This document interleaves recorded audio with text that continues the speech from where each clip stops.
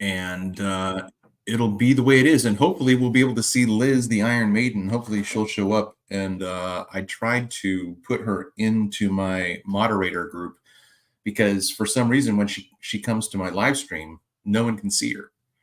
No, she'll type in and say hello, and there's no one there to no one knows that she's there. So it's always been something that happens when she comes to my streams. And so then the other day I just jumped in there and thought, well, maybe if I make her a moderator, that'll activate her account for my stream. I don't know. We'll see. But I just kind of wanted to turn the tables a little bit and give you some appreciation in terms of all that you've been doing. I haven't been able to catch everything, and I haven't been able to catch all of it. Like, you streamed for a long time yesterday, didn't you? Yeah, like 8.5 hours. I didn't plan on going that long, but it just happened that way. Yeah. I know. I started watching earlier in the day, I think, when you first started, and then I went off and did something and came back and you were still on. I'm like, oh my God, this is still going. Like, what are you guys talking about? So, one of the things that I wanted to ask you is, what have you, I guess, taken from what you've done in your interviews so far? Like, in terms of what stands out in your mind as something that is important.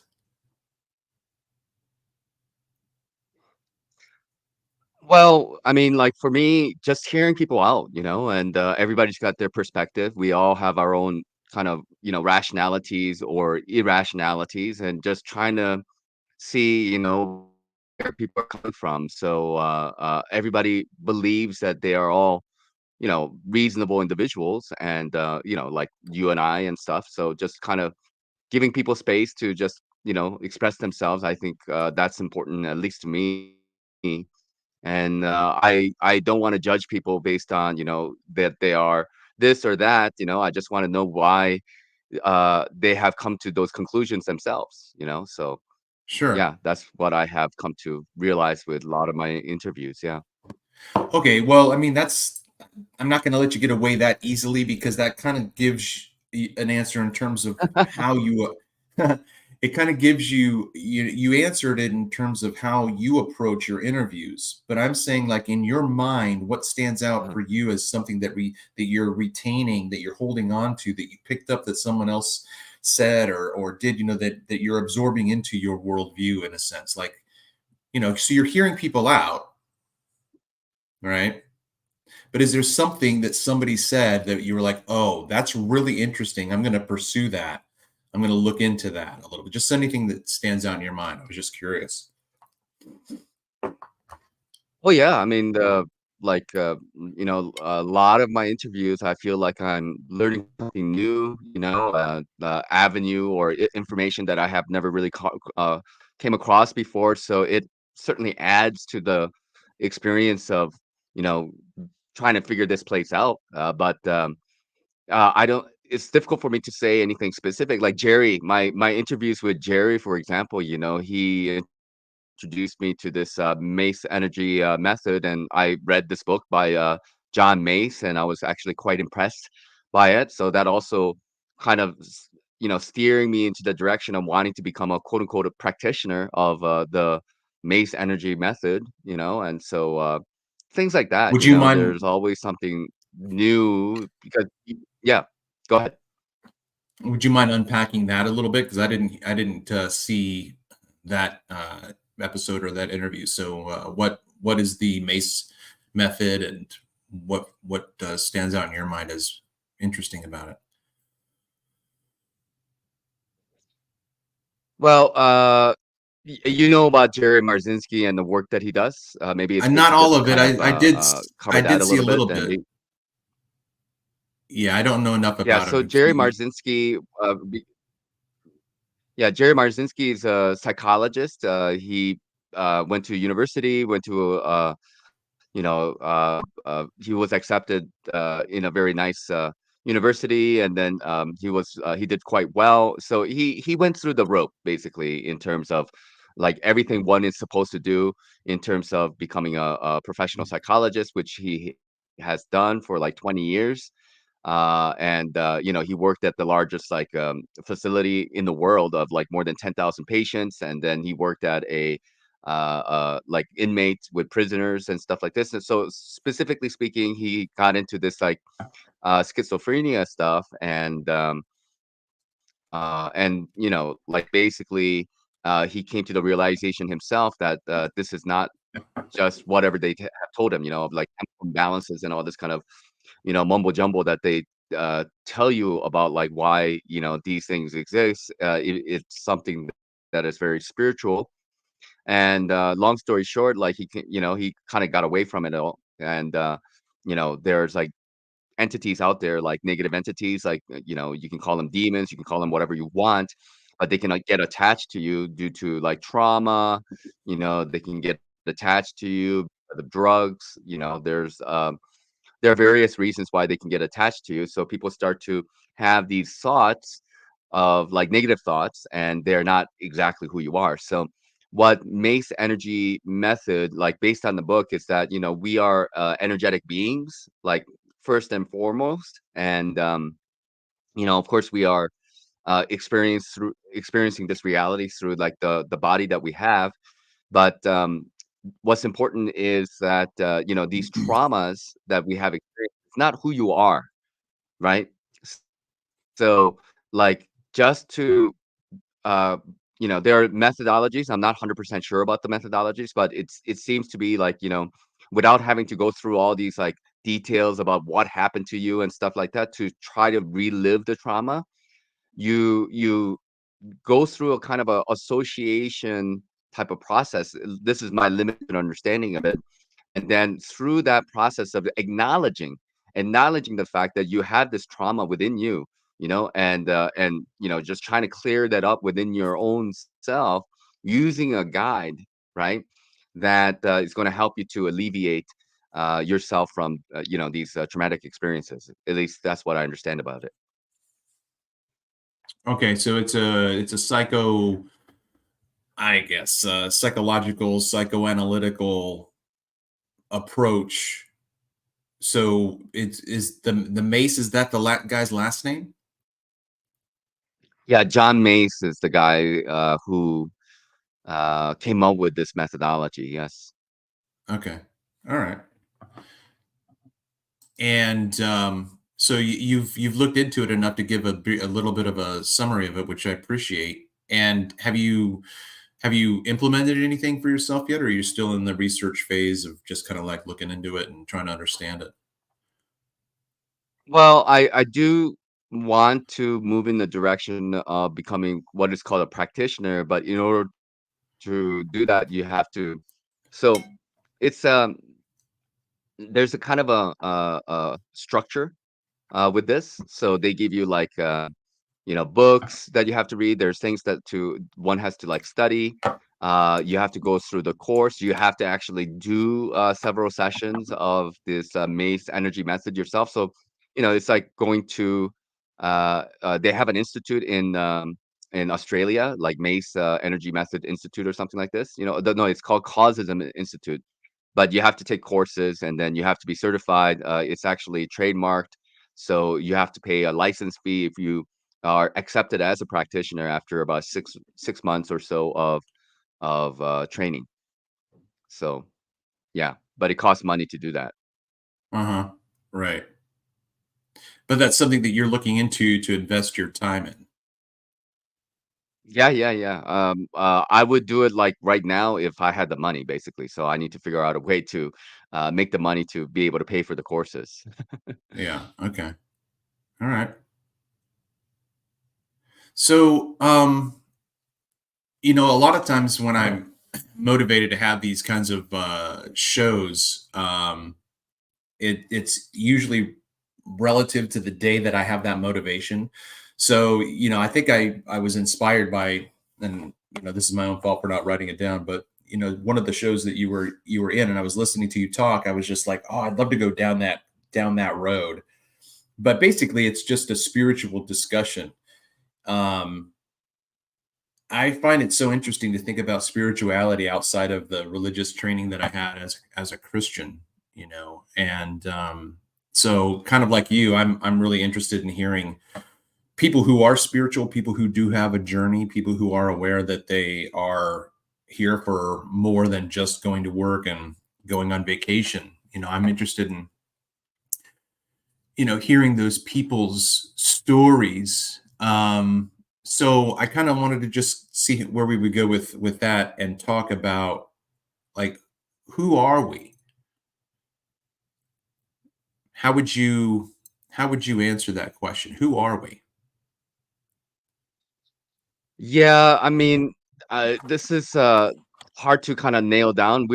I would say we are energetic beings, you know. We have different layers to quote unquote our identity. So, we have our body, and, some people theorize that we have like what's called like a astral body and like a diamond body, which may be like the immortal.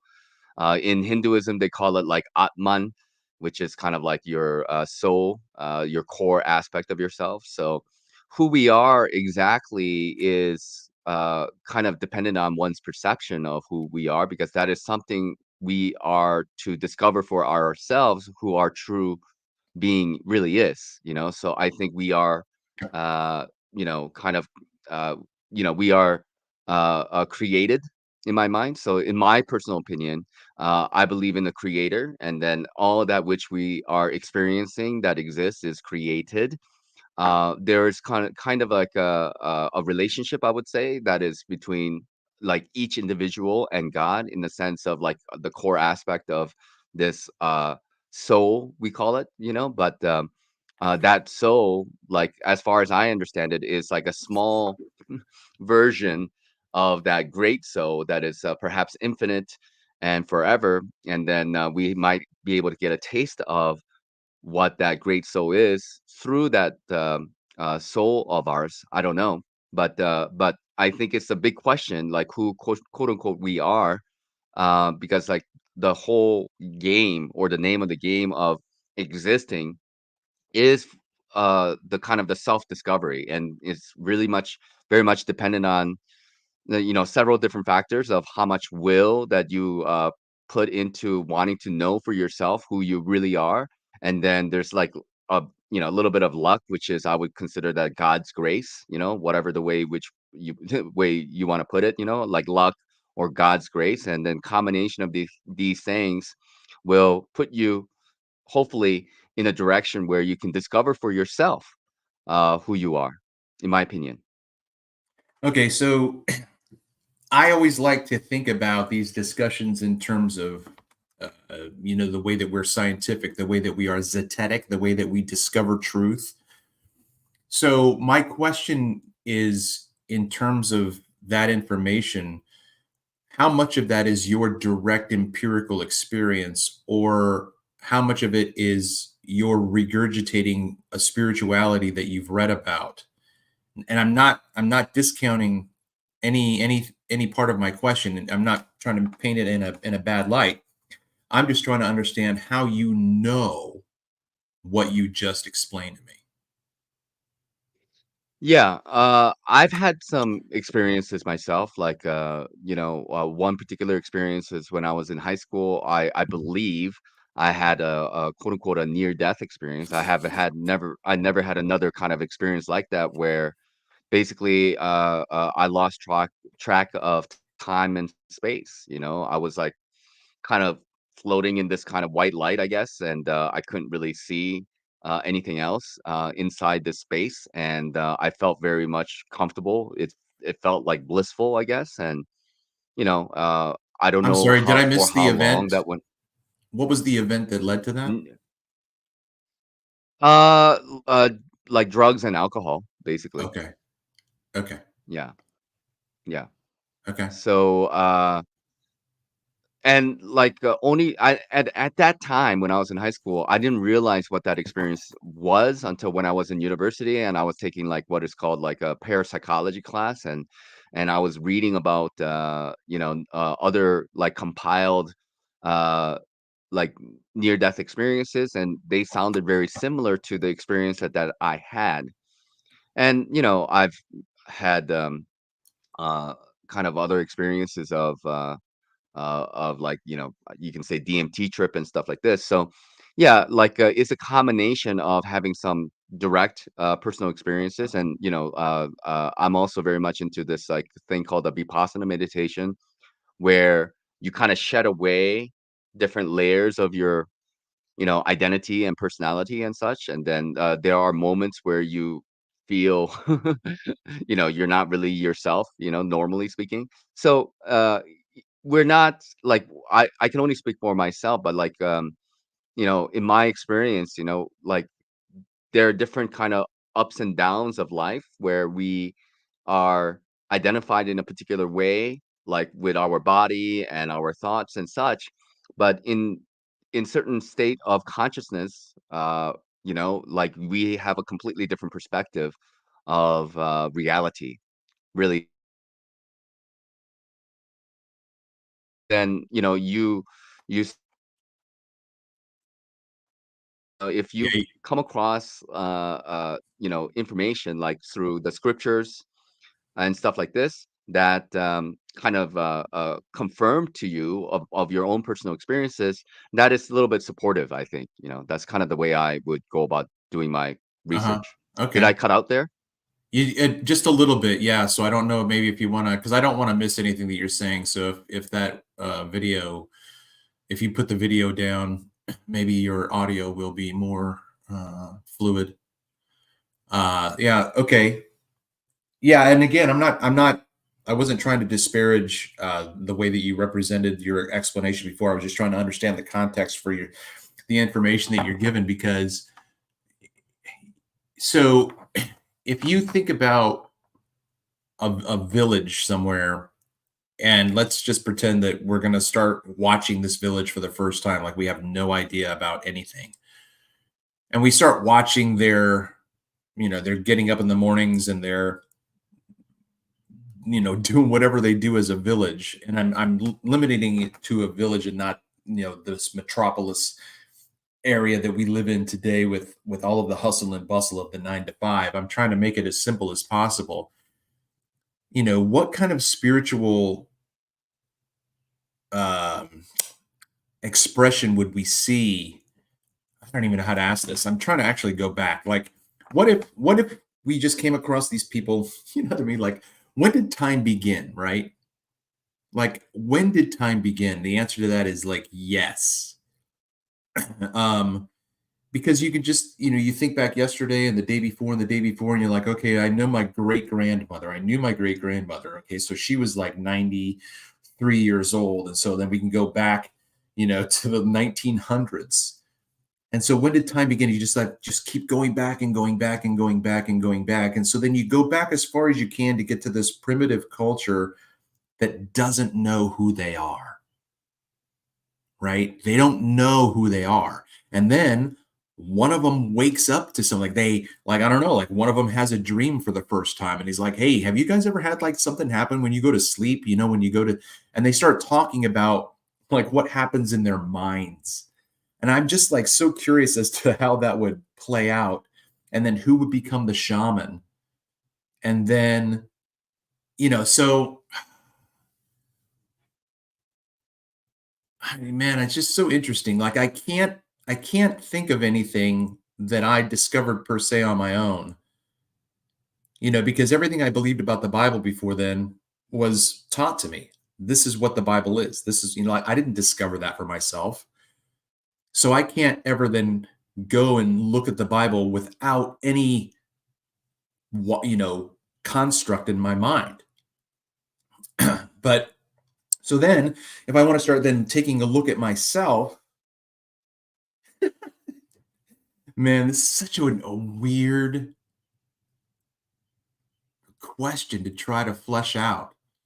Um, do you think that a spiritual community in the past would have had an intentional life where they were like, you guys have, not only do you get to play with the dogs and go splash in the stream and go hunting with the brothers and doing all of these kinds of things, but we also have this spiritual exercise where we all get together and we all do this because this is who you are, and unless we tell you, you won't know. You know what I mean? Do you understand what I'm trying to get at all? Um, okay, I can try, but, like, I think for me, like, it's difficult for me to speculate about, what kind of because there's so many different traditions, and I d it would be difficult because, like, the condition that we are in right now, as far as I can see, is that, there's been a very thick veil that's been placed over humanity. And just trying to figure out what happened 50 years ago, or even 100 years ago, even 1,000 years ago, seems very daunting to me. And it requires a lot of research and effort to try to like unravel all of that. But if I were to imagine a quote unquote a genuine spiritual community, I would say that, yes, there's gonna be a combination of people being allowed to experience life as we are now in a way with all the physical stuff and, animals and the natures and all this kind of stuff, because that's something that we are built for. This vehicle in which that we are residing in have the senses to experience this reality for what it is, and there's a lot of good things that comes about doing that. It's a wonderful thing to see flowers and bask in the sun and all that, but with that, of course, pleasure and pain go hand in hand with together. Okay, but on the other aspect of what quote unquote spirituality is to me is to come to the realization that we are not this body alone. That's the aspect of spirituality, because spirit denotes the idea that we are more than the body. We are beyond the body. So that is another identity of ourselves. So like being honest with myself that yes, I am a body. I'm residing in this body, and with it, there is a requirement that is there to maintain the body. Eating food, drinking water. You can follow the Maslow's hierarchy of needs, right? As far as like, what is needed for the body, right? Food, water, and shelter, clothing, right? Community, relationship, things like that. There's a hierarchy of needs, right? And then I think once the basics have been kind of accounted for, then you can move on to you know, the the bigger questions that we may have for ourselves. And often I do think that the quality of the question is probably even greater than the answers themselves, because uh, if we are all here as individuals to discover for ourselves what it is that we are quote unquote looking for, or trying to discover, whatever it might be, we have to formulate these questions ourselves, and try to look for the answers ourselves. Even if you are listening to myself or anybody else, it doesn't matter, because that's just information, and how you apply that is ultimately going to be yourself, your choice of how you choose to use that information, if that makes sense. Yeah, yeah, for sure. What about going to that imagination, that imaginary village? What if you have children in the village? How would you help them understand this aspect of spirituality? Because they're so, I know that they have imaginations as children and they're very creative, but they are very tactile and physical, right? They know that they have a body, but then how would you say, like, you have a soul? Like, what is that? Because, like, I can't show them what a soul is, and so then I'm just trying to think about, this, just the basic of this contemplation. How would you help a 5-year-old, or maybe just a young child? I'm 10 I years old. I don't know. I probably would not. I mean, like, the reason being is that I understand that people have to be, in my opinion, this is my opinion again, and even if it wasn't a 10-year-old, even if it was a 20-year-old, 30-year-old, 40-year-old, 50-year-old, it doesn't matter. What matters to me seems like what is it that they are interested in, and life has a way of kind of drawing us in, you can say, to the physicality of what this world has to offer. And this world has to offer quite a bit. And if you can go, and travel till the end of your life and never get to see everything in the world, of course that's true. and you can go and taste all the food in the world, and you can eat something different every day and probably not get to eat everything that is available in the world. So there are pleasures of life that we can chase after, and nobody can stop you if you have the desire and the means to be able to do it. Okay. But the question has to arise from one's own heart to want to see that. And I guess for me, the best way one can approach that topic of quote unquote spirituality is to be spiritual yourself. And then if that kind of rubs off to somebody else and they're kind of curious to, hey, there's something different about this guy or this gal or something, there's something a little bit more um, that then they are presenting, then maybe they start to ask this question, what is it? And then they want to know like who you are. So we can only really lead by example in this world. That's what I would say as the best means Mhm. of trying to convey that ideal to another individual. Okay. Yeah, I mean, like I can totally appreciate that. um, would that include if you had children your of your own? Would you be just a separate spiritual expression, doing your own thing, but not influencing them and just allowing them to, you're going to be a father to them, and you're going to play with them and all of those kinds of things. But then when you do your spiritual expression, if it's meditation, if it's yoga, where you have to sequester yourself off, right? You're going to devote yourself to this practice of breath work or whatever it is, right? Whatever it is that you as a father are doing for yourself, but you're not telling your children what you're doing or how you're doing or why you're doing it. So but I hear you. That's what you would do in terms of being a father per se. You would just be Nach. You would be yourself. You would love your children, love your wife, everything that you are, and then you would just wait for them to become who they are. And when they then look over and say, "Oh yeah, there's my father. I've always wondered about this," and then they come to you for the first time, that's how you would approach it, perhaps. Not necessarily. First of all, like I'm not a father, so I can't I say, know, I know. exactly how, and then second of all, what I would say is that there is a kind of a hierarchy also in terms of spirituality, and in my experience with like let's say like using vipassana, but I think other spiritual practices actually also follow in a very similar path, and they call it Shila, Samadhi, and Panya. Shila is morality.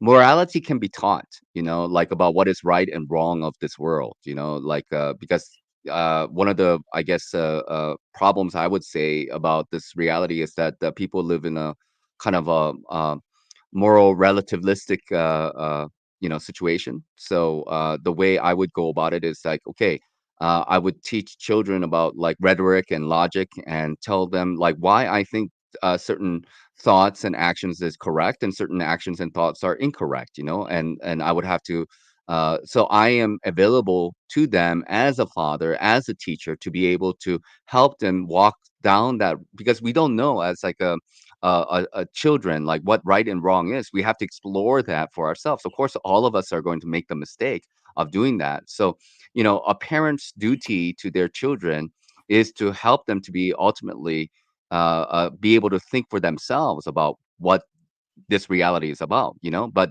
we need the tools to do that. And either we get it from our parents or we need to look for a teacher who actually knows. The reality of this world, so far as I see it, is that there are not many people who are actually capable of or qualified to actually teach this process, because they haven't been taught themselves. And it doesn't matter about age.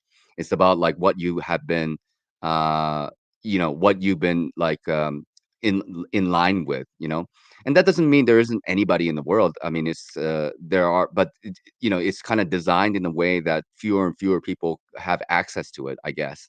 So a parent's duty is to protect their children, obviously, and feed them and clothe them and provide for them, et cetera, et cetera. And then also try to guide them the best they can. Of course, children will have their own free will, and if they're influenced by, let's say, the culture to think about something else, then you can't make them think about these type of stuff, but you can Mhm. do your best. So that's what I would say. Yeah.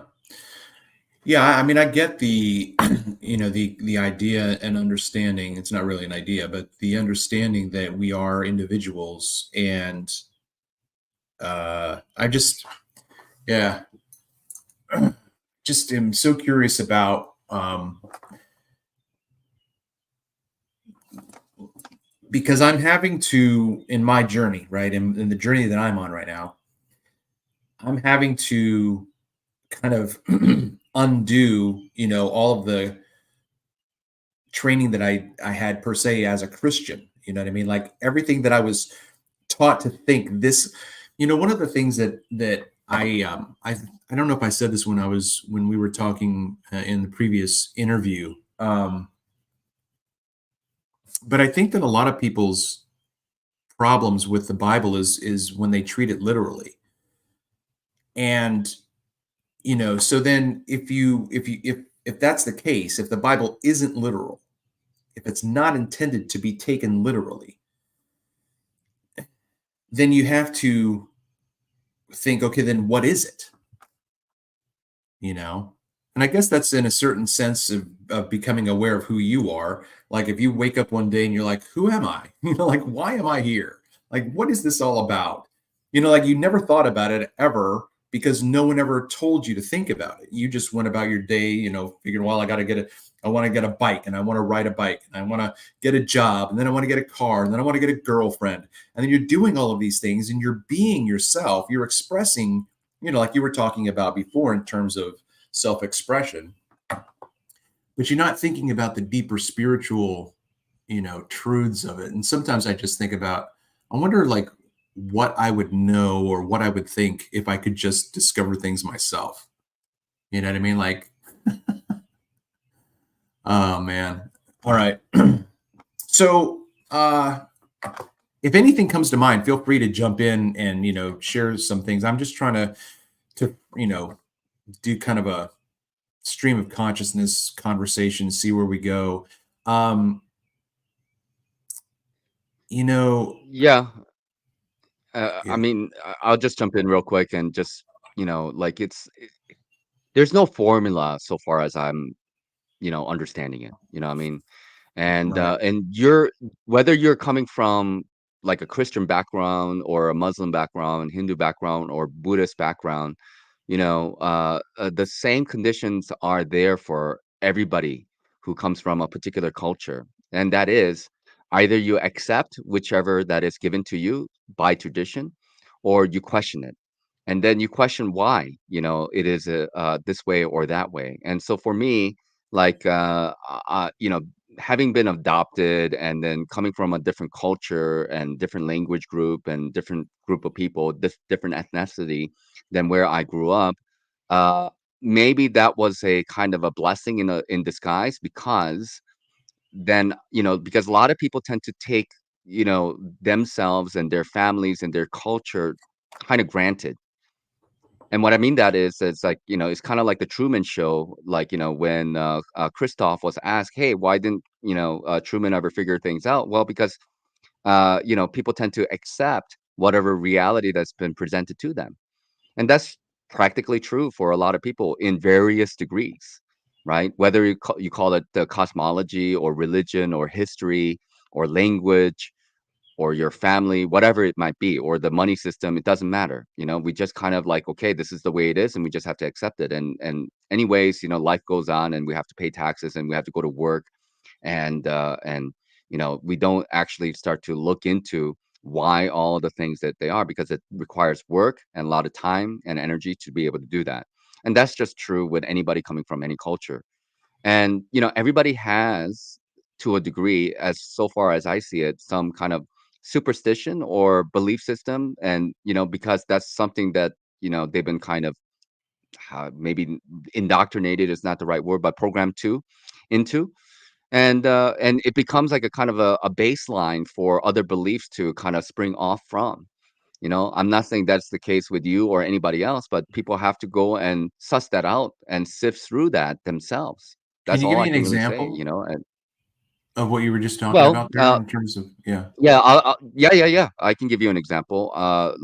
So like, People saying, well, like the Quran, for example, is the word of God, and everything that is written in the Quran is like, 100% perfect or something like Okay. this, right? And I'm not here to insult any Muslims or anything, but that's a claim. That's a belief system Right. that's been given to people who are of that faith. As an example, I can say the same thing about the Vedas, and people say, well, the Vedas, and then people will say, well, that comes from the ancient old sages and the rishis of ancient India, and like the history that's been given to us. For example, like oh, Jesus came like 2,000 years ago. Well, we don't really know, and I don't really think that Jesus came like 2,000 years ago. There's much evidence, and I believe that Jesus existed, or even the idea that Jesus is God, because like in India here, if you're a Hindu, you will say that Krishna is God, as an example.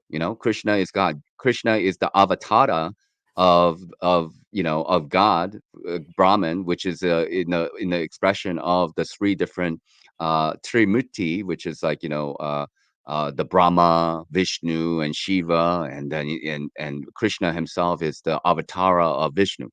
Things like that. It's like kind of uh, from another culture. When you look at that, that's kind of out there. But when you are born into this culture, you can more easily accept that as the quote unquote truth. Does that make sense? Yeah, absolutely, for sure. And I can relate to that too. You don't have to worry about offending, a Muslim or anything like that, because that's the way Christians are raised, predominantly in terms of, traditional historical Christians, that the Bible is 100% reliable, you know. And so that is the culture. I remember having these little hiccups as a kid. I don't know how old I was, but I remember, I think probably one of the first realizations I think I had was about inheritance tax. That's an early memory for me to think to myself, what does the government have to do with inheritance? Like, that was my first glitch, but I didn't Mm, pursue it. You know what I mean? I was a kid. Like I said, I think I was like a teenager or a young, adolescent.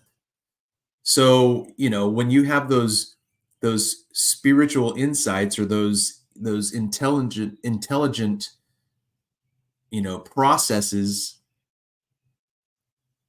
like you said, investing, like, I think that one of it is like, it's almost like defaulting into the status quo.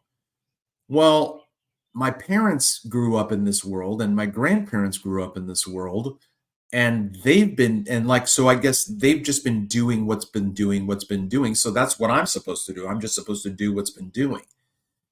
You know what I mean? So even then, to yeah, say, wait a minute, let me step back from this doing over and over and over again for the sake of it, and just look back and go, well, why are we doing this? You know what I mean? That exactly. would be, yeah. See, and then for me, I think that this would be such an interesting stream to create a new series, where you the whole, it's a journey, and it could go to any character at any moment. You can follow Nach, right? Where they, like, the episodes will have 6 episodes of Nach, and we follow you, and you talk to all these people, and we see you do these things, and it's like you have to be watching and paying attention, because you're aware of what the show is doing. So you're looking for all of the Easter eggs and all of the clues. And then somebody that you talk to becomes the next series of episodes, and it just peels off, and you just see spirituality after spirituality after spirituality. Um, I don't know really why I necessarily went down that road, but the other thing that I wanted to say about spirituality, and what you're doing and what I try to do in terms of listening to people as if we're around a campfire, and say, like, tell me your story. You know, um, there's no conflict. There's no competition between your story and my story.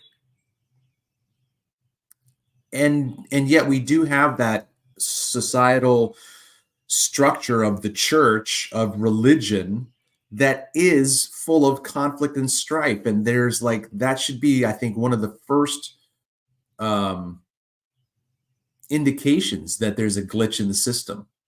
Like, why is there conflict over here with all of you people, but all of these spiritual, well, I mean, I don't know because I don't have, unlimited knowledge and experience.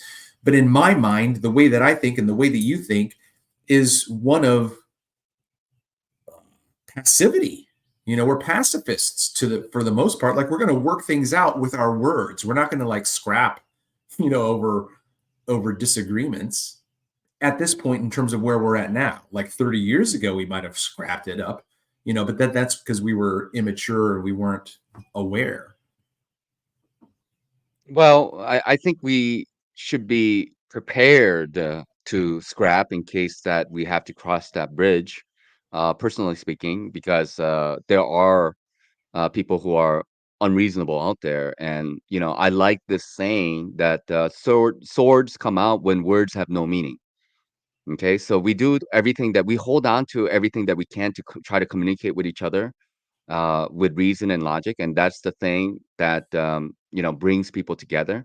But according to the Gita, as an example, it is basically said in there that a warrior's duty is to stand up for the weak and stand up for what's right, and that's their job. That's why they were created as warriors. And there's this kind of old adage that it's better to be a warrior in a garden than a gardener in a war.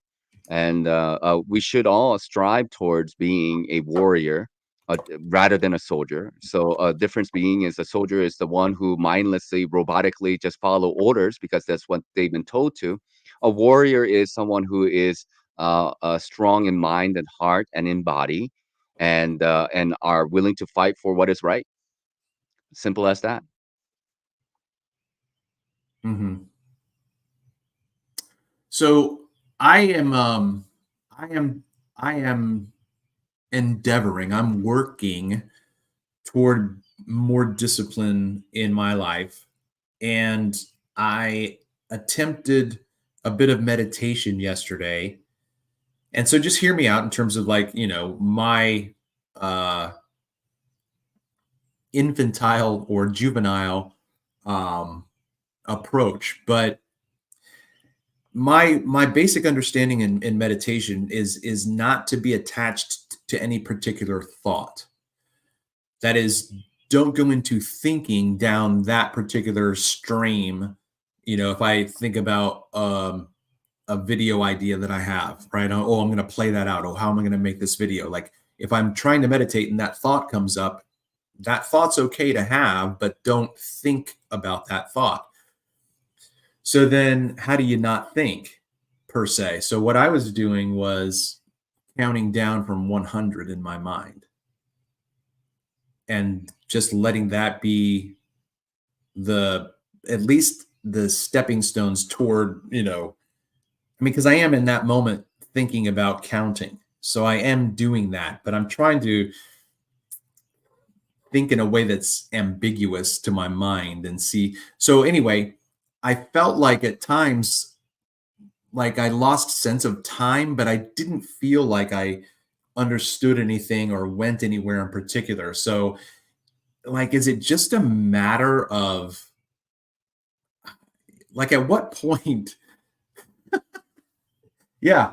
I mean, like, when you start to peel back those layers and it's like, oh, I saw into the place that has no place. You know what I mean? I saw into the world that is not a world. And you're like, what? Like, where did you go? What did you see? So right now I'm just stuck with responding to you as like, how do you know it's just not all in your head?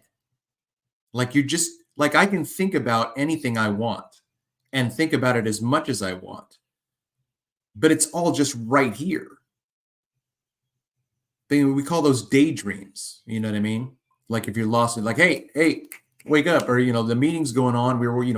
What's your answer to the question for today's dailies? You're like, oh, sorry, I was daydreaming. Like, what does that mean? You know what I mean? Were you meditating? Like, where did you go? I don't know, man. I'm just trying to think through some of this stuff, and forgive me if it's so simplistic, I suppose, but it's early in the morning. I guess that's my excuse right now.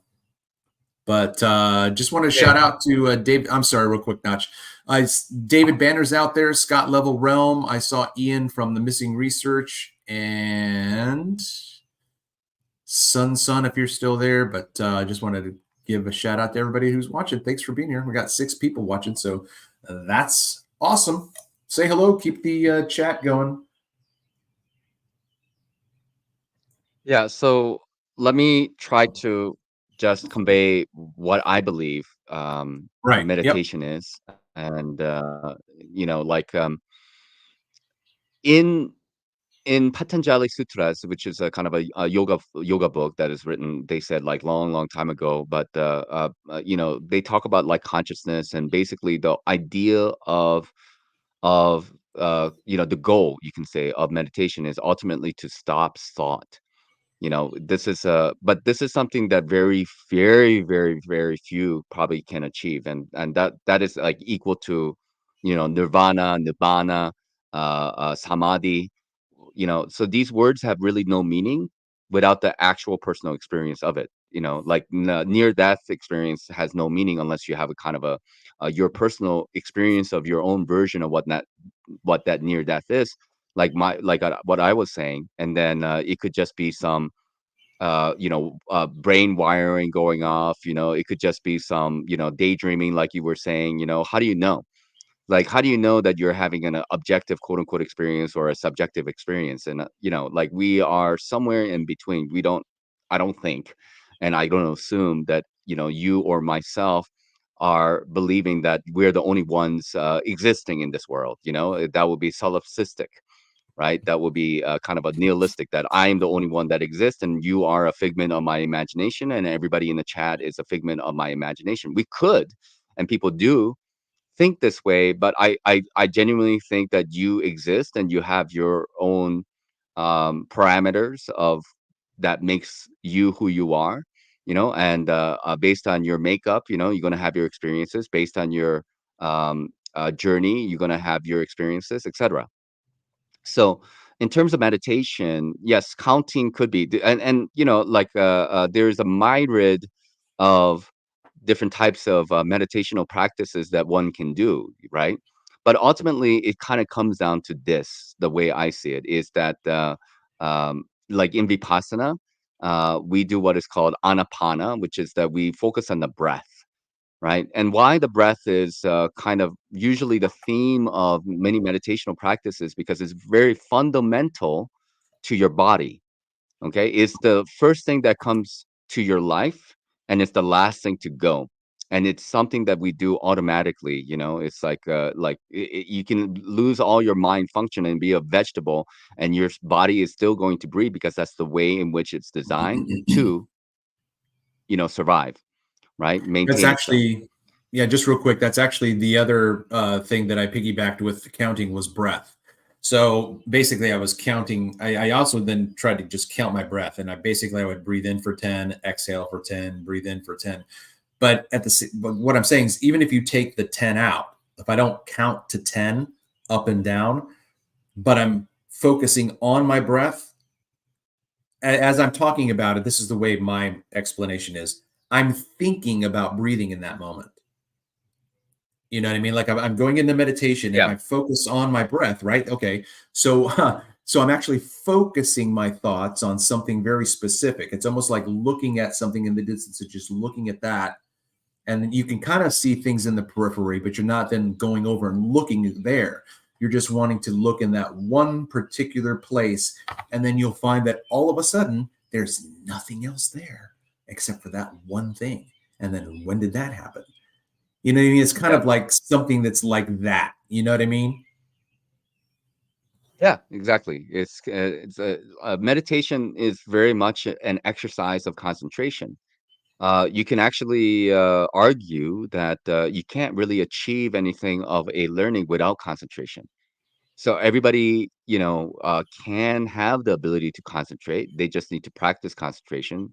But concentration is a difficult thing. You know, it requires attention and focus and will and all this kind of stuff. So what meditation does by focusing one's breath, because you know, and let me clarify a couple things because like usually with counting and breath, that is what is called like pranayama. Like what you were practicing would be considered pranayama. You know, like the Indian practice of breath and the Hindu practice of breath. And pranayama is good, but it's a different type of meditation because that is like really about like, this is like Wim Hof kind of way of like, wow, like I'm really getting into my body type of stuff. But like when you go into this other form of meditation, like the Vipassana way of meditation, you yes, you get focused to the point where you are very much concentrating on the breath, but then at some point you actually even forget that you're breathing, and then you go into the space where you're like, oh, I actually like, am I even breathing at all? That thought can come in, and then you kind of can like divert your attention to your breath again because you don't even know that you're breathing anymore, but you're just existing. Of course, you're breathing, you're just not really noticing it. And it's very subtle, like normally speaking, we're not very much aware of our sensitivities. Like we can be so much more sensitive in terms of our body, in our ability to hear, see, smell, touch, than our normal operation because we are accustomed to like this level of sensitivity, and that's like okay enough to function in the environment we have found ourselves in. But when you go into meditation for a long period of time, your sensitivity will naturally go up, and you can kind of like fine tune it.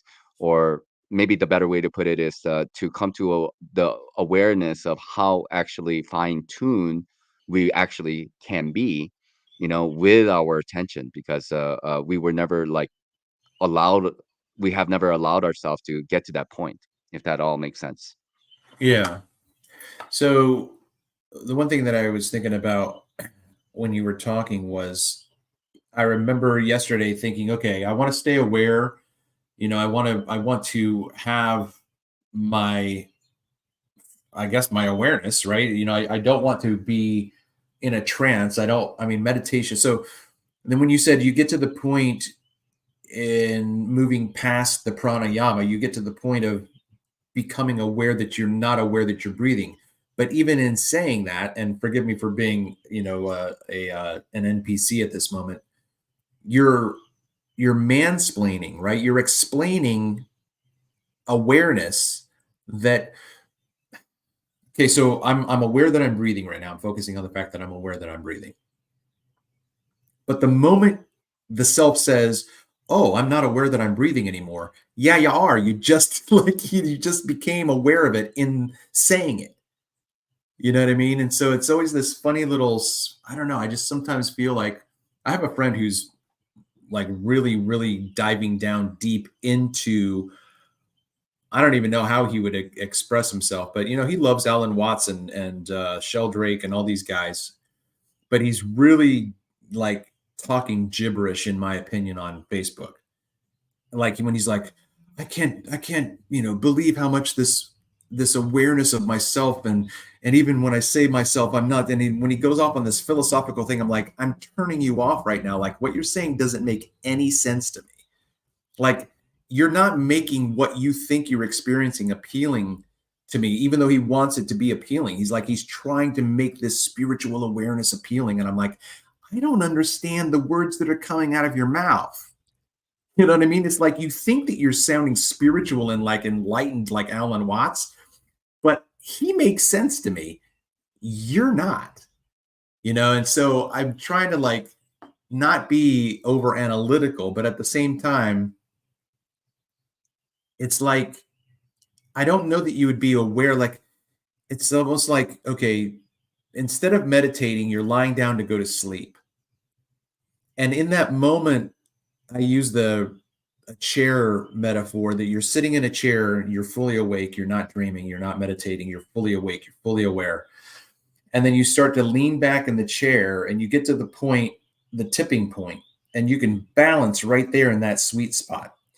That's the place where you want to be in meditation and dreaming and be fully aware. You want to be right there in that twilight zone. You know what I mean? That's the way it makes sense in my mind of so when I was trying to do meditation yesterday, I was thinking, okay, don't fall asleep, right? Stay aware.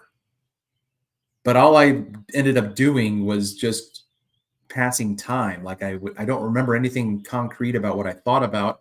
I just know that some time had passed and it was like, was I like almost in a dream and not there yet because I don't remember anything that I just did, but I was meditating. I don't know.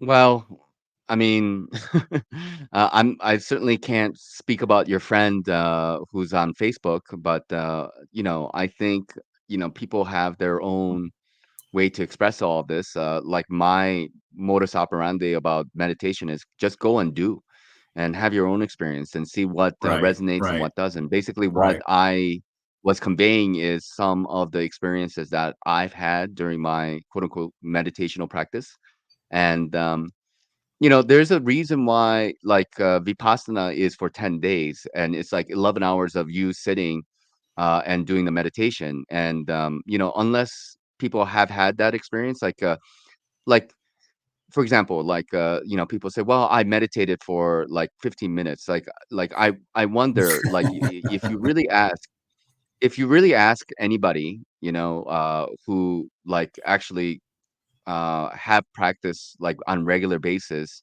like vast majority of people who claim that they do, very few people are actually even able to sit for 5 minutes. Like still, I'm talking about a genuine meditation of like sitting and focusing on your breath, and then not allowing your mind to wander because our mind is a like a whole another entity in itself that, once you start sitting, it's like, "Oh, okay, is the oven on? Did I keep the oven on? Is the laundry running? And like, tomorrow I gotta meet this guy."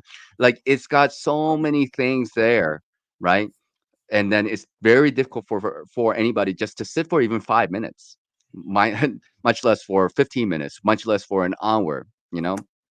So having that consistency is not easy. That's one thing. But another thing is that, generally speaking, yes, we call it enemies, like laziness, sleepiness, aversion.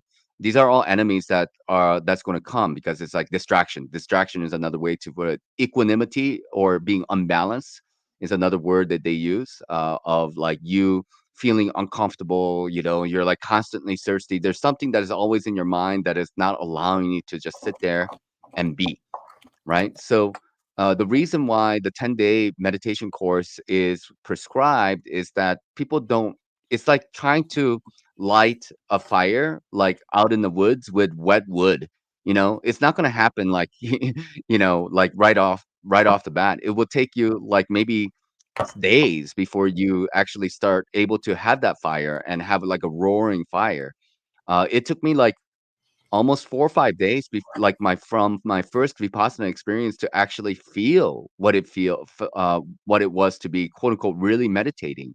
First 5 days was a huge struggle of trying to stay awake, trying to keep focus, trying to, not be bored, thinking about wanting to leave, and all this kinda stuff. And most people are not aware of this because, they can't even sit for half an hour, much less 15 minutes, That's the reality of the matter. So if one can do it, then you can move on and raise that bar, It's just like anything else. Like if you wanna go and, exercise, you have to do it, like, consistently, every day, and then you can push your limit further and further, and then only then you can be aware of what you're capable of. Mhm. So, um, let's see, where was I gonna go from here? Uh,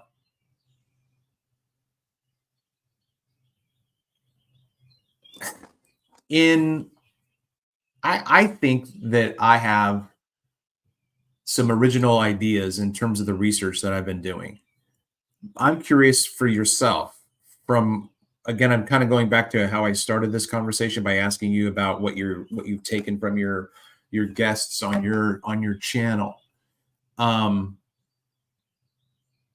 what kinds of things have you thought about that you think are worth consideration in terms of bringing these ideas up? Like, say, for instance, you have an idea, and you say, okay, I'm going to start doing some episodes on this idea. Is there anything that you're thinking about, for yourself that you don't mind sharing? That's like in your mind about something that you're actually thinking about and that you're interested in pursuing. I'm not entirely sure what the question is. Like, sorry, like, are you asking me like what I'm thinking in terms of what I want to convey to my audience, or like, uh, like what kind of research am I into and why? Can you reformulate that question, perhaps? Maybe Okay, rephrase it so I yeah, can wrap my mind around it a little I'll bit better. try. Yeah, I appreciate that. I'll try. I guess I'm asking you for an original thought. Ultimately, even though we can Ah, peel that back, even though we can peel that back and say, no, there's something of a melody of Descartes in, or let's say one of the spiritual leaders or whatever, like, so everything that we are is residual. I understand that. But at the same time, you're an individual who is thinking about something that many people have thought about before. And perhaps you're thinking about something in a new way. Is there just anything? I don't know, man. Yeah, I mean, have you found yourself having things that I've called original thoughts? Like, I'm like, oh, I I've never thought of that before, and I haven't heard anybody else talk about it. So in my mind, that's an original thought. Have you had yourself come to any of those realizations, or well, I guess I guess the word that I'm kinda getting hung up on is, quote, unquote, "original thought," because actually I don't really necessarily believe, such thing exists, right? like you were saying that we're all a residual of each other and all this kinda stuff, and so to say that this is a unique, like, only thing I can say is that, like, I am a person who has my particular makeup, you can call it DNA or whatnot, or genome, or and such, and then I have my particular journey that hues or colors my, humanness, or personal experience. So these things become a kind of a unique pattern in itself, and that's more or less true with every individual. But to say that, well, like, I can maybe not paraphrase or like completely copy from somebody else, but I can reword things, but the thought in itself is more or less, similar or the same. It's just the wording might be a little bit different. So to claim that I have a quote unquote original thought is not something that I would say that I have. What I can best do is to, uncover the quote unquote mysteries of this world as the best I can, and repackage it in the vernacular and the style in which that I am, based on the language that I use, and the stylistic approach, which is me, based on the culture that I come from, which is varied, of Korean, American, Hindu, slash everything else, that might be injected in there, right? So that's all I can really say. That it's the thought itself is probably not original, but the way I articulate it and convey that may be a little bit different from what other people have done it. Is what I would say. Yes. No, that's okay. Yeah, I'm just curious. I mean, because I find myself thinking a lot, and um, I have so many, audio notes that I've made, and so many verbal dictation notes that I'm probably never going to go back and look back over about what those thoughts were in days gone by. But I guess I'm just curious as to you know what people think about in terms of, like, I guess maybe this is a more general way of saying it that's not as specific. Like, what do you find yourself thinking about, like, when you just are alone? You know what I mean? Like, what draws your attention that you then start to dream about or think about that thing? Well, many thoughts of many different things, so you know um yeah, I don't necessarily want to reveal too much of my personal, like, life, I guess, of No, my that's inner okay. I can thoughts, give you an like, example if it'll take the spotlight off you. Like, for me, I think sometimes about when we watched the movie The Matrix for the first time. Neo was already woke to a certain extent when we met him in the movie, right? We didn't see him wake up for the first time like with the Truman Show. You know what I mean? Like in the Truman Show, we see Truman see something for the first time. We see him see something for the first time, but he's been seeing things his whole life that's been clues for him to wake up. And so, each of us are on our own journey. I always thought it would be interesting to go back into when Neo started to wake up for the very first time, like what his backstory is. And then who rescued Morpheus, right? Because Morpheus obviously had a Morpheus. You know what I mean? He wasn't the first one. Like it's just this unending cycle that goes back and back. But I always thought it would be interesting to it's almost just like hearing your story. If I'm listening to your story, this is how you woke up. This is how you became aware of, certain things about your understanding of reality. Yeah, I mean, I think there's a kind of a long line of people who helped us to, like we are all standing on shoulders of giants and other individuals and people with goodwill that has allowed us to survive our childhood and grow up.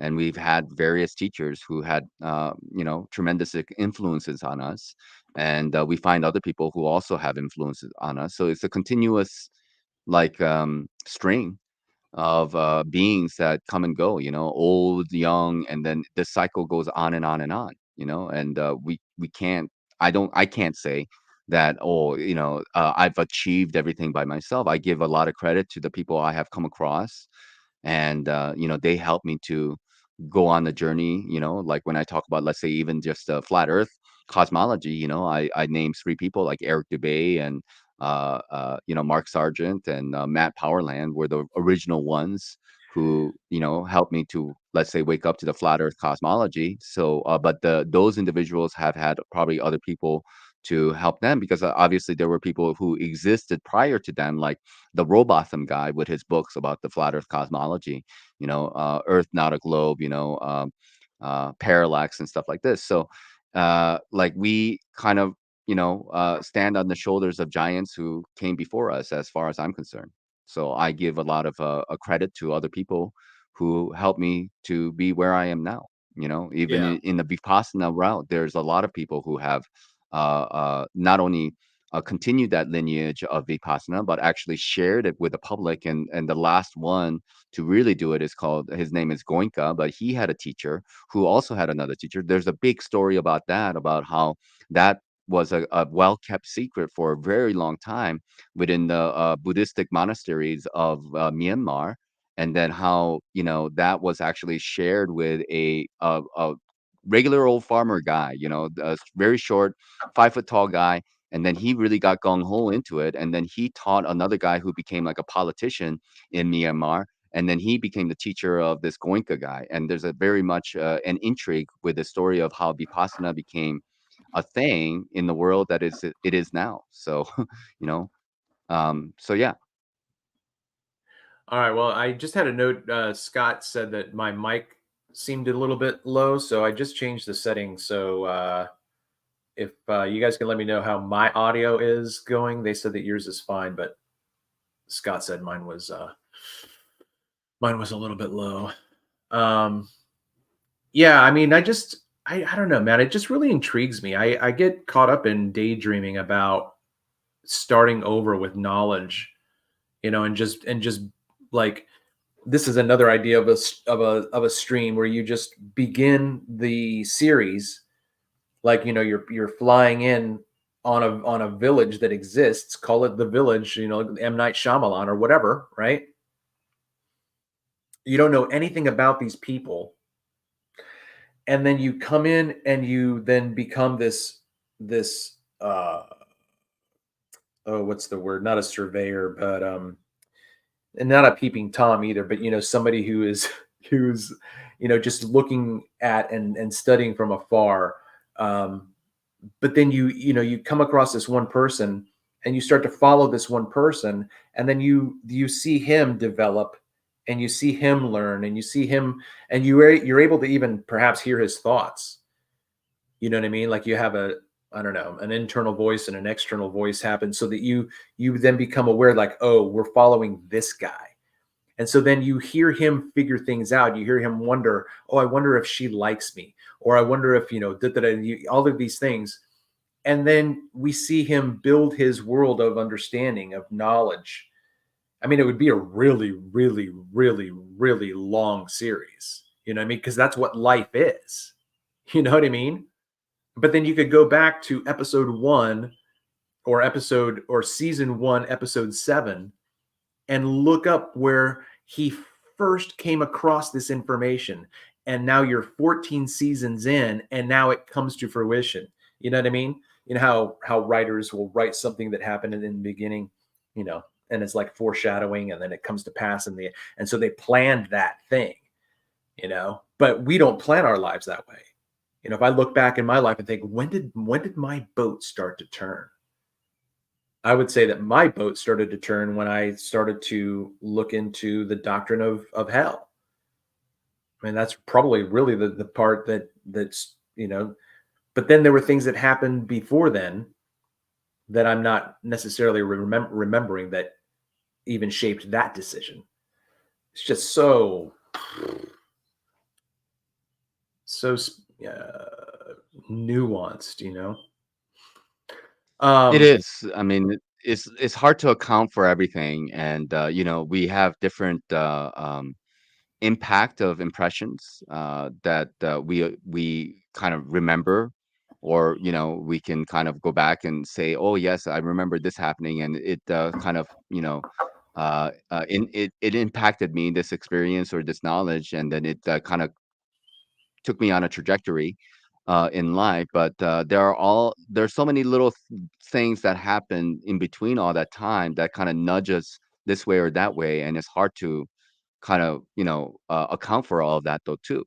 So it's a lot to just keep track of. Yeah, I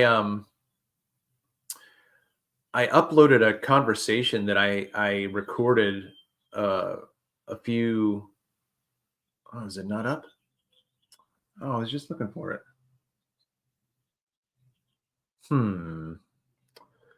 Maybe I put it in the wrong channel. Anyway, I came across this gentleman, and I use that term colloquially, right? This guy, this dude. I came across this dude in a garden of sorts behind an old bookstore and a coffee shop, and he was sitting by himself doing something. I think he was writing or whatever, and I went and sat a couple spaces over, and after a couple of minutes or whatever, I decided to invade his space and start a conversation, and we talked for over 2 hours. And it was just a really, I guess, I don't know what I'll say. It was just like a really intelligent conversation. And I don't know, man. It's just so interesting to think about, like,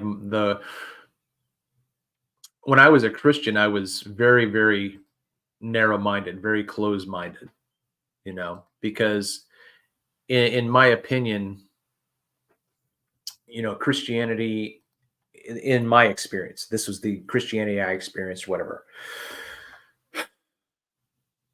I don't know if I should go down that road. I probably won't go down that road. Anyway, I just got sidetracked by having I'm having an intelligent conversation with you, right? So in my mind, this is just an intelligent conversation, even though I'm coming at you as somewhat of an apprentice, to someone who has more experience than I do, already thinking about this. But at the same time, I've had a spiritual maturity, but in a different expression. You know what I mean? I don't know if that makes any sense. It's like the spirituality of Christianity. Christianity, talks about meditation, that talks about fasting, it talks about prayer. But there's so many books that you can look at to see, what fasting is and what meditation is and this, that, or the other. And meditation in Christianity is really intentionally thinking about God's word, which means that you have to know God's word, which means you have to read God's word.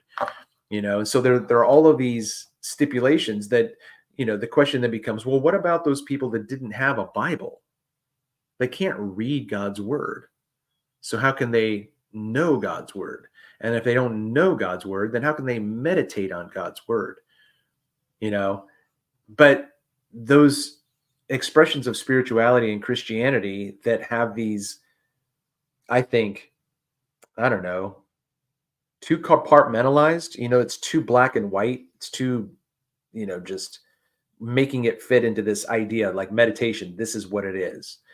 And then when you get out into, or when I, took a step away from Christianity and left it behind me, it was like the idea of meditation or even the idea of love completely changed for me. And being accepting of people. Because in Christianity, if you don't believe what I believe, you're wrong. You don't have a nice story. You don't have an interesting, whatever. Like, that's wrong. Like that's, you understand what I'm saying? Like, that was my mindset as a Christian. Because that's what I had to do, right? In order for me to be ordained in the church, I had to answer their questions correctly, or I don't get in. You know what I mean? So Yes. it was instilled in me this I had to be aware of my position, so that if your position was different than mine, I would know that yours was the inferior, right? So I had to have that kind of structure in my mindset, and to, for whatever it was, that's who I was for the majority of my life. And I guess I'm thankful for it. And I guess I'm going to have to be thankful that that's the kind of father that my children experienced, because that's their story now. And they're going to be shaped, or they have been shaped, by who I was in the past 20 years of their lives. You know what I mean? And so, if I understand that my whole existence from 1972 until right now is everything about who I am right now as a person, and even more, who I'm going to become, then I think maybe even you said this at some point, and I'm not going to do it justice. I thought you said it really well. If it was you, I think it was you, because I haven't listened to many spiritual episodes recently, but it's and I've already lost my train of thought, but it's just like this shoot, I lost my train of thought. But anyway, yeah, I'm just trying to have a place to talk about this stuff, because yeah, that's another thing that I thought about too, in terms of having a spiritual community like this. Like, I wish that there was a place here on Sunday, like some place, a park where people are going to go do yoga, go do meditation or whatever, and then have a time of communal, like we know each other, and like we can support each other. You know what I mean? Like, I don't get why there's not a more natural expression of that. Because we have churches, right? We have Christians, but like, they don't. Why does religious organizations have to have all the fun per se? Like, we can get together Yeah. and do that too. Because there's a lot of beautiful songs out there that we can all sing, that are songs of unity and diversity and love, and you know what I mean? Like, I think that those are good things. Yeah. I mean, I do too. It's just that it's a very complex subject regarding religion in general, because they come from a particular tradition. And, let's just focus on like Christianity itself. I mean, there are so many different denominations, but they all defer to the Bible and the interpretations thereof of the Bible, right? And then Yeah. so, you know, uh, do you not talking about you? Does anyone believe that there is you can go to a Catholic route where like the Pope is the head, and then you have the bishops, and then like the priests and all this kind of stuff, and that they have a kind of a hierarchy what is like accepted and what is not accepted in terms of doctrine. And then you can go towards, let's say, the Unitarian. I'm just kind of giving some extreme examples, of like, it's like whatever, and then if you interpret it that way, and that's fine. So different parameters are set, different boundaries are set, that's going to appeal to different people. But of course, you can have a more strict way of like like Mormonism or Seventh Day Adventists, or like even if you come from a culture of like a Mennonites, or the Amish, and then they have a very strict form of practice. What is the the way the men are behaving and women are behaving and stuff like this. So we live in a Western culture where people have choices, I guess. Because if you're brought up in an environment, then you can say that they don't really have a lot of choice, but then you would have to go and find something else that's going to appeal to you. What's interesting about a religion, and what I believe, and this is just my personal opinion, is that there's a kind of a very thin line between a religion and a cult, so far as I see it. Okay, cult has a kind of a negative connotation to it. Religion is kind of more an accepted, version of, let's say, spiritual uh, documentation and practice that is like, that is allowed uh, in that particular culture. But there's a kind of an element of like, well, take it or leave it type of thing that seems to be happening, at least in my mind. And like different religions kind of need to create borders about what is accepted within that confines of what is presented within that religion, like if you're a Muslim, if you are a Christian. So like all these words should have some meaning based on what they quote unquote believe. So it's a very complex thing. And it's kind of like the way I would look at like nations though too. Nations are places where it has borders, and if it did not have any borders, then how can you call it the United States of America, or how can you call it Canada? Because we those lines are, you can say, kind of arbitrary, and it's agreed upon by these countries that exist with each other. It's like no different from you having your piece of land and say, okay, this is my space, and then I get to choose who can come into my space or not. Becomes your personal property type of deal. So religion also is operating in a similar vein where they have to have their standards and sets and borders, and they have to be a little bit selfish in the sense of like, hey, look, if they are not part of my Baptist religion, then they're going to become Lutheran or Methodist or Catholic, and then they're all in competition with each other because more people who belong to your religion, more powerful that you will become. I mean, it's kind of logical that way. So what I'm getting at is that it's a kind of a complex idea that we're kind of talking about in terms of like religion and why we believe what we believe. And I used to be in this particular way. I think the best thing that we can do is that, okay, we shed versions of ourselves that are no longer applicable to the current reality, and then just admit that, okay, I don't know why I believed or behaved in this particular way. I've moved on, and hopefully other people can understand that that is the case. That you're quote unquote evolving, in life. Well, yeah, I mean, I can appreciate that, but to go back to a real life situation for me, my mom can't handle that. It's not okay. She doesn't consider the fact that I've moved on. I mean, I've now become an apostate, right? I'm a heretic. And in her worldview, if there is a hell, that's where I'm going. You know what I mean? So for her, this kind of a change, I think that maybe I shouldn't focus on that part, because I think that you did a good job of explaining what I think should happen, right? In a world of spirituality, in a world of awareness, I don't know, whatever the term is that we want to use to express what we're talking about, spirituality, I guess, but even that's whatever. you know like I said, when I left Christianity, I became more interested in people. it's I don't It was just really weird. I mean, I still was at the beginning. I was more selfish about my time and whatnot. So that was probably one of the first things for me, that, I mean, yeah, I just felt like, the spirituality of Christianity, that a lot of people will say, well, Christianity is just like any other religion. Well, yes and no. Dogma says no, it's not. So you're not right. Dogma will not allow criticism to stand.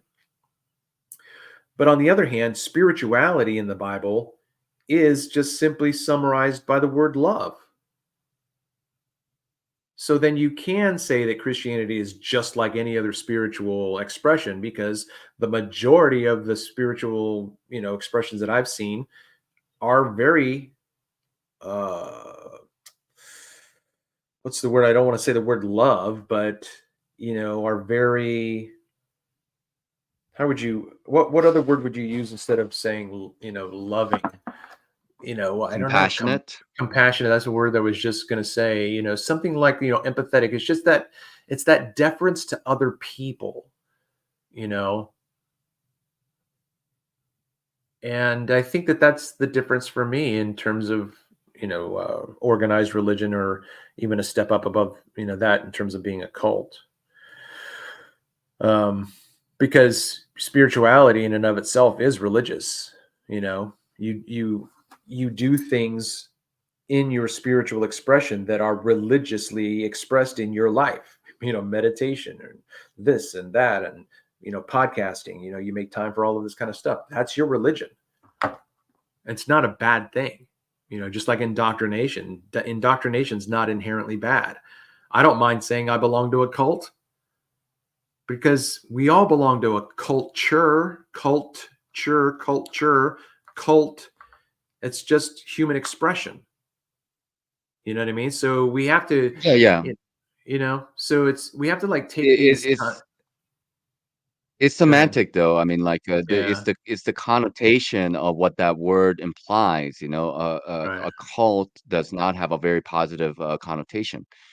Right. So like to say that and religion also has a kind of a particular, see, every word has a kind of an impression and brings about the image of what that word means. So if I say religion, people automatically think of like, oh, Christianity and the cross and maybe Jesus. Maybe to you or other people who are Christians, maybe to somebody else it becomes like the Quran, and the Muhammad and stuff like this. So religion has a particular connotation. It has a kind of an impression that it conveys when somebody say it's religion. Yes, you can say that I religiously make content. Okay. Like, because why? Because there's a ritualistic aspect of it. Ritualistic aspect means that it is something that you do consistently, right? In a prescribed time, or at this particular moment, like every day. It's kind of a religiosity that goes along with it, but that doesn't mean it's a quote unquote a religion of things. That has a particular nuance to that word, as far as I'm concerned.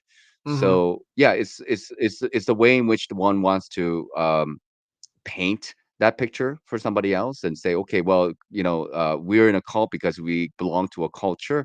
Yes, I can't disagree with that, but then the word culture and cult have a very different feeling for me in terms of what those words actually mean, right? Mm-hmm. Yeah, I mean, I'm comfortable using the word cult because in my previous existence as a Bible student, getting my master's, the scholars refer to all of the ancient Near East, uh, expressions as cults. So and they were just using it as an expression of generality, because in my mind, the way that we normally think of a cult these days is you have to have a Charles Manson, you have to have a Jim Jones, you have to have a David Koresh, a leader of a cult in order to. So then, no, I don't belong to a cult. If you're going to say, if I'm going to, go in that term of semantics, I don't belong to a cult because I don't have a leader. You know what I mean? So, but at the same time, it's like I don't know why I did this a couple months ago. I started doing some of my podcasts, and I started calling myself the gay podcaster. I'm so gay. I'm the gayest podcaster out there. I love gay people because the word gay has this connotation these days, and I'm like, yeah, but let's start using, because we can use those words still in different contexts, because that's the freedom that we have of semantics. So anyway, I kind of did that for a little while. And Okay. actually, go ahead. Well, no, I mean, like that's fine. I mean, you can use the term gay as in for being, happy, go lucky, original meaning of that word, and then not the homosexual thing that gay implies. But we live in a world where words are colloquial, which means like, what is the average use of that word? Of course, there's a kind of a uh, an evolution or like kind of more morphing of these words, because like the word literally should mean literally, not figuratively. But then if people use the word literally, it's like my house literally got up with like and walked around the neighborhood.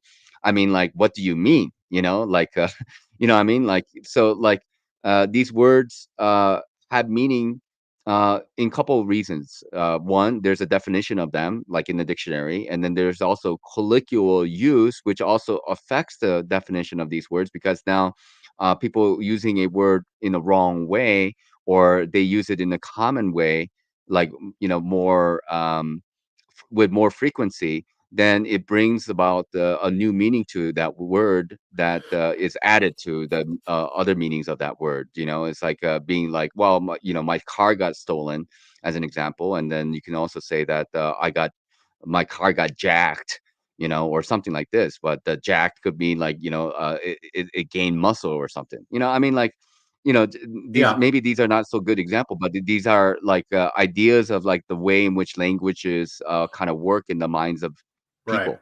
Yeah, yeah, yeah. I mean, I understand what you're saying to a certain extent, and it's like uh,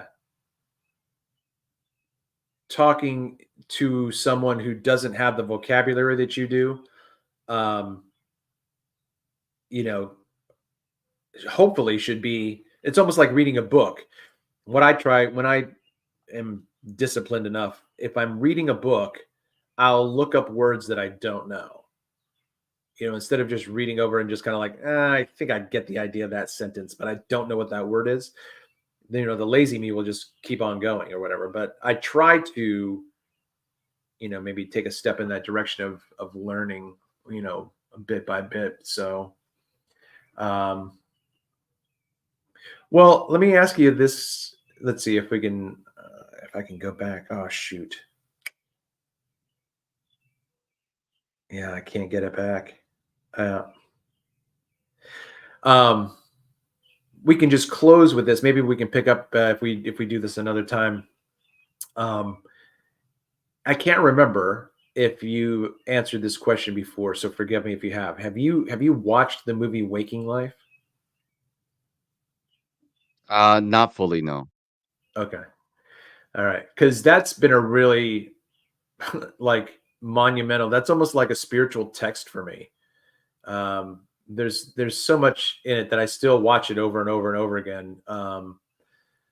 But yeah, there's so many good conversations to be had out of that movie in and of itself in terms of spirituality. But maybe the one thing I'll close with is there's one scene where this old man is talking to an older man. This old man is talking to the dreamer, and he talks about the limitations of humanity, regardless of the fact that we've had thousands of years of progress, and we're still so limited. And he says, why aren't we seeing more Aristotles? Why aren't we seeing more Nietzsche's and more Picasso's? And he says, I think I can answer that question with a question. Which is the most common human element? Fear or laziness? And if that doesn't like hit, it did in the movie for me, because it's like the reason why you're not better is one of two things. Either you're afraid to change or you're lazy. And I was like, wow, that was really that, that's what I need to hear that. So I guess that's what I'm Yeah. saying. Like, in, being open to hearing things that are going to be those little nudges and just subtle little different degrees of, where we're at in our journey. But, yeah, so I mean, that's Yeah. crazy. Yeah. I Any mean, closing thoughts? yeah. My last thoughts are this: is that there's a reason why the followers of Jesus were called, disciples, because discipleship is related to the word discipline, and discipline is a way in which we can overcome quote unquote fear and laziness, and but it does require will.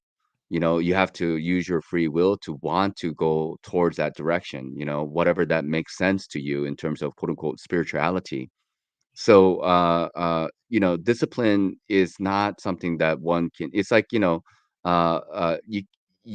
like it's like having habits, right? Like you can have bad habits or you can have good habits, right? And habits are formed over a long period of time because there's a kind of how would I say, like a consistency to that, So I guess I'll just end with that. But thanks for having me on, and it was good talking with you, and hopefully we can do it again sometime.